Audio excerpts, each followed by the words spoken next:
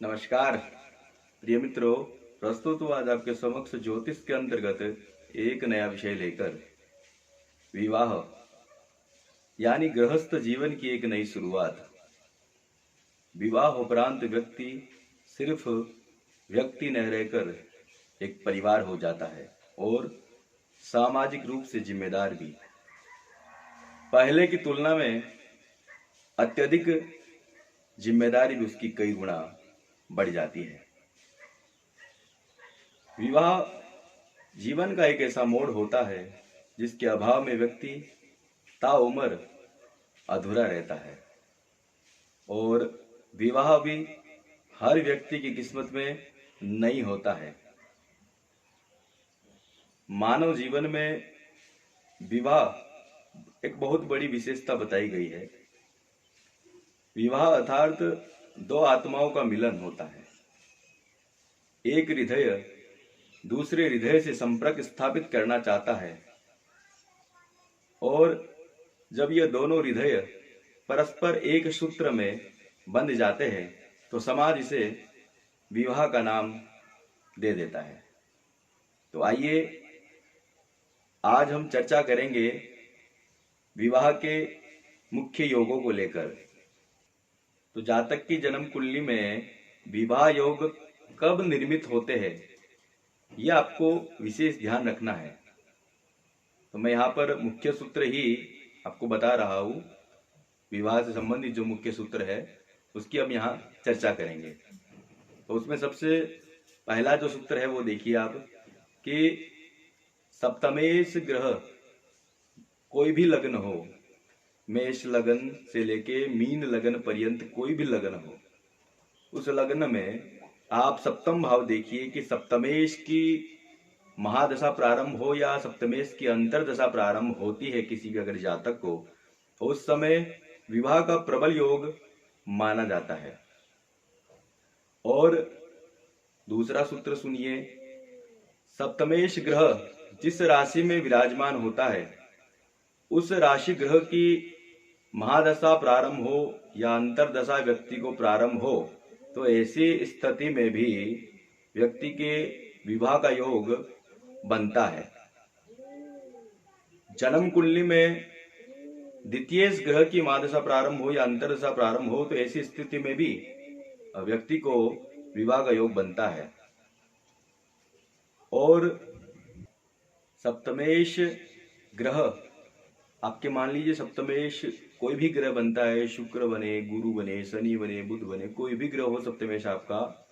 अगर यदि सप्तमेश ग्रह आपका किसी अन्य ग्रह से संबंध बनाता है तो जिस ग्रह से वह संबंध बनाता है तो उस ग्रह की अंतरदशा में भी व्यक्ति का एक विवाह का प्रबल योग माना गया है। और मान लीजिए जन्म कुंडली में दशमेश की जब ग्रह महादशा यानी कि दशमेश ग्रह की जब महादशा व्यक्ति को प्रारंभ होती है तो दशमेश में यदि अष्टमेश का अंतर आता है, यानी दशमेश ग्रह आप मान लीजिए आपका दशमेश ग्रह कोई भी ग्रह हो, मंगल हो, शुक्र हो, गुरु हो, शनि हो, कोई भी ग्रह हो, इस ग्रह की जब महादशा प्रारंभ होती है और इसमें जब अष्टमेश आपका जो ग्रह बनता है उस ग्रह की अंतरदशा में भी एक उत्तम प्रबल योग माना गया है विवाह के लिए। इसके अलावा आपको सदैव लग्न और चंद्र लग्न और शुक्र लग्न से भी विचार करना चाहिए। अर्थात लग्न से सप्तम, तो मैंने आपको बता ही दिया कि सप्तमेश की महादशा या अंतरदशा प्रारंभ हो तो ऐसी स्थिति में भी विवाह का योग बनता है। अब आप इसे चंद्र लगन से भी देखिए। मान लीजिए किसी का मेष लगन है और चंद्रमा उसका कर्क राशि का है, तो कर्क राशि यानी कि चतुर्थ भाव में विराजमान है चंद्रमा, तो चंद्रमा से सप्तम देखिए आप, सप्तम मकर राशि पड़ेगी। मकर राशि का स्वामी बनता है शनि, तो शनि की महादशा या अंतरदशा में भी व्यक्ति का विवाह का योग बनता है। अर्थात हमें इसे चंद्र लगन से भी विचारना चाहिए, यानी चंद्र लगन से सप्तमेश की जब महादशा प्रारंभ होती है तो ऐसी स्थिति में भी विवाह का एक प्रबल उत्तम योग बनता है जातक के। और इसी तरह शुक्र लगन से भी हमें विचारना चाहिए। मान लीजिए किसी जातक का मेष लगन ही है और धनु राशि का शुक्र विराजमान है जन्म कुंडली में, तो धनु को हम लग्न बना देंगे। अर्थात धनु से हम सप्तम भाव में चलेंगे तो वहां मेष वृषभ मिथुन मिथुन राशि वहां सप्तम में प्राप्त होती है हमें। तो मिथुन राशि का स्वामी यहाँ बुध बनता है। तो बुध की महादशा या अंतरदशा में भी व्यक्ति का विवाह का एक प्रबल उत्तम योग बनता है। तो हम इसे लग्न, चंद्र लग्न और शुक्र लग्न से भी विचार कर सकते हैं। तो ऐसी स्थिति में भी उत्तम योग बनता है विवाह का। और यदि मान लीजिए गोचरवश चंद्रमा से गोचरवश जब बृहस्पति लग्न में हो, द्वितीय में हो, पंचम भाव में हो, सप्तम में हो, नवम में हो और एकादश भाव में यदि गोचर करे, चंद्रमा से बृहस्पति की मैं बात कर रहा हूं यहाँ, चंद्रमा से अगर बृहस्पति इन भावों में अगर चंद्रमा से गोचर करता है तो ऐसी स्थिति में भी विवाह का प्रबल योग माना जाता है। और गोचर का ये एक नियम और है कि यदि लग्नेश आपके सप्तम भाव में गोचर करता है और उसी समय मान लीजिए आपको शुक्र की महादशा अंतरदशा है या बृहस्पति का कोई अंतर या प्रत्यंतर ऐसा कुछ चल रहा है और आपका लग्नेश जब सप्तम में गोचर में आता है और वह शुक्र से संबंधित स्थापित करता है तो ऐसी स्थिति में भी जातक का विवाह का योग प्रबल बनता है। और सप्तमेश आपका जिस राशि में विराजमान है उस राशि के स्वामी के ग्रह से यदि गोचर में बृहस्पति त्रिकोण में आता है तो ऐसी स्थिति में भी विवाह का प्रबल योग माना जाता है। और सदैव आप अगर स्त्री की कुंडली का स्त्री की कुंडली के यदि आप चर्चा करते हैं स्त्री की कुंडली को लेकर तो सदैव स्त्री की कुंडली में आप जैसे योग अगर देखते हैं तो सदैव उसके शुक्र का विचार आप अवश्य कीजिए कि शुक्र से सप्तमेश कौन सा ग्रह बनता है। तो शुक्र से सप्तमेश जो भी ग्रह होता है उसकी दशा अंतरदशा में उस स्त्री का विवाह का योग उत्तम माना गया है।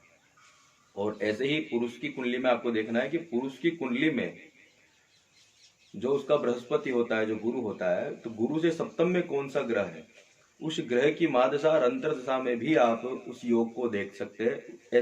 ऐसी परिस्थिति में भी विवाह का उत्तम योग माना गया है। और यदि जन्म कुंडली में गोचर की स्थिति में आपको बता रहा हूं कि गोचर में यदि व्यक्ति के लग्न से गुरु और शनि का संबंध यदि लग्न से बनता है तो ऐसी स्थिति में भी विवाह का प्रबल योग माना जाता है। कुछ मैंने मुख्य सूत्र आपको यहाँ बताए हैं।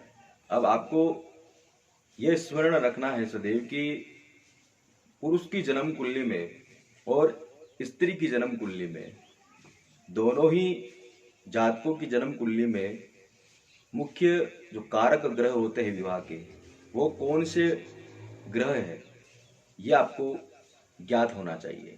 तो पुरुष की जन्म कुंडली में जो विवाह का कारक ग्रह बनता है वह मुख्य शुक्र है और इसी के साथ चंद्रमा भी इसमें कारक होता है। जैसे मान लीजिए अगर किसी पुरुष को शुक्र की महादशा प्रारंभ है और शुक्र में उसको चंद्रमा का जो अंतर आता है तो ऐसी स्थिति में भी विवाह का प्रबल योग एक माना जाता है।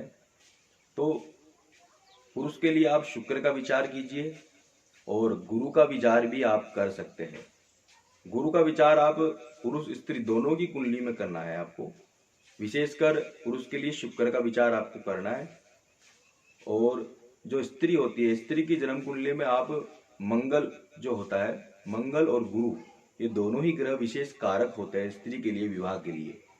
तो आप इन ग्रहों को पूर्ण रूप से देखिए कि मान लीजिए आप कोई भी जन्म कुंडली का विश्लेषण करते हैं और उसमें आप यह निष्कर्ष के तौर पर देखते हैं कि इस जातक का विवाह कब होगा, इसकी क्या आयु सीमा होगी, तो आपको इन मुख्य सूत्रों को ध्यान में रखना है कि अगर मान लीजिए वर्तमान में ऐसी कोई भी ग्रह स्थिति आती है कि वर्तमान में जो मैंने आपको भी जो सूत्र बताए उन सूत्रों में से अगर यदि कोई भी स्थिति निर्मित होती है जन्म कुंडली में तो ऐसी स्थिति में आप उसको यजमान को या फिर आपसे जो भी प्रश्न करता है उसे आप ये फलादेश कर सकते हैं कि इस समय में व्यक्ति की यह योग बनता है। तो आप मुख्य रूप से जो मैंने सूत्र बताए हैं यह पूर्ण रूप से सत्य है, सटीक है। आप इनको जन्म कुंडली पर लागू करके और सटीक फलादेश आप कर सकते हैं। तो आपको मुख्य रूप से इन सूत्रों को ध्यान में रखना है। बाकी आगे जैसे ये मैंने आज के इस वीडियो में विवाह को लेकर जो कड़ी बनाई है, तो आज मैं केवल यहाँ पर विवाह योग की चर्चा कर रहा हूँ। हम इसी क्रम में आगे के वीडियो में विवाह में विलंब क्यों होता है और विवाह में विलंब के साथ साथ जो हमारी वैवाहिक जीवन की स्थिति होती है उसमें किसी भी प्रकार की जो समस्याएं उत्पन्न होती है, अर्थात पत्नी पति में जो मतभेद की स्थितियां निर्मित होती है, उन ग्रहों की भी हम चर्चा हमारे आने वाले आगे के वीडियो में देखेंगे। तो आज के इस वीडियो में हम इतनी ही चर्चा करेंगे। आज के इस वीडियो में इतना ही। मिलते हैं अगले वीडियो में एक नया विषय लेकर। तब तक के लिए नमस्कार।